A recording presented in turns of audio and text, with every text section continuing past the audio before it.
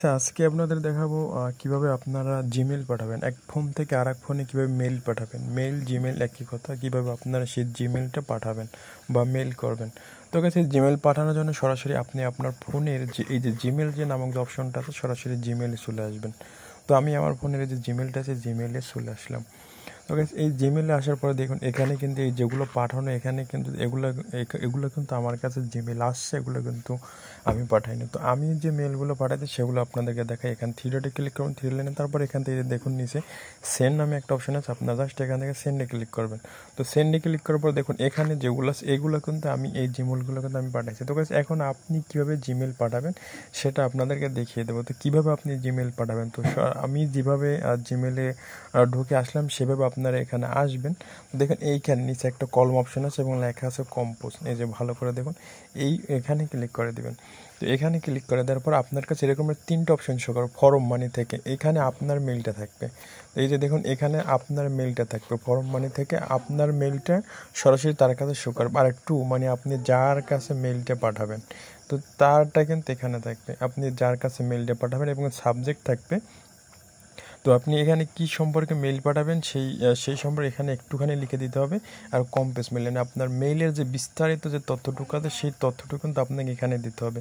তো আমি আমার তথ্যটুকু দেখুন এখানে দিয়ে দিলাম বিস্তারিত। তারপরে দেখুন এখানে আমি কোন মেইলে পাঠাবো সেটা আপনাদেরকে দেখাই। তো এখানে আমার কাছে অটোমেটিক একটা মেইল শো করছে, আমি এটা দিয়ে দিলাম। দেখুন এই মেইলটা এই যে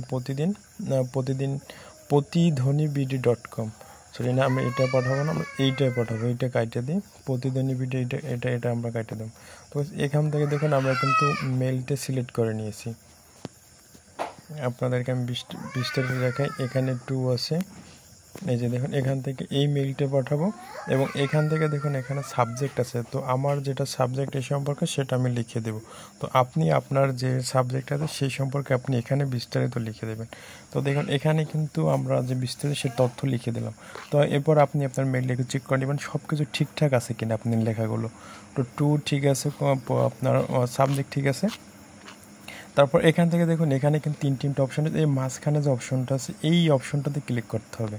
তো দেখুন এইখানে ক্লিক করলাম, সাথে সাথে কিন্তু এই যে দেখুন নিচে কিন্তু সেন্ট লেখা হচ্ছে। এই যে দেখুন নিচে কিন্তু সেন্ট লেখা হচ্ছে। তো দেখেন এখন যদি এখান যে আন্ডু করি তাহলে এই যে আন্ডু করলে কিন্তু এটা আর যাবে না। তো দেখেন এখন এখান থেকে আমরা যাব থ্রি লাইন মেনুতে ক্লিক করি, তারপর যদি সেন্ট অপশনতে যাই তাহলে দেখুন এই যে আমরা যেটা পাঠিয়েছি সেটা কিন্তু ইতিমধ্যে চলে গেছে। আর যদি আপনার মেলটা না যায় তাহলে কিন্তু এটা তাও কিন্তু কিছুক্ষণ পর বলে দেবে। এই যে দেখুন এই যে আপনার আইডি খুঁজে পাওয়া যায় না, আপনার আইডি খুঁজে পায় না, মানে আপনার মেলটা যদি না যায় তাহলে কিন্তু তারা এটাই বলবে যে আপনার আইডি খুঁজে পাওয়া যায় না, আপনার মেলটা খুঁজে পাওয়া যায়নি।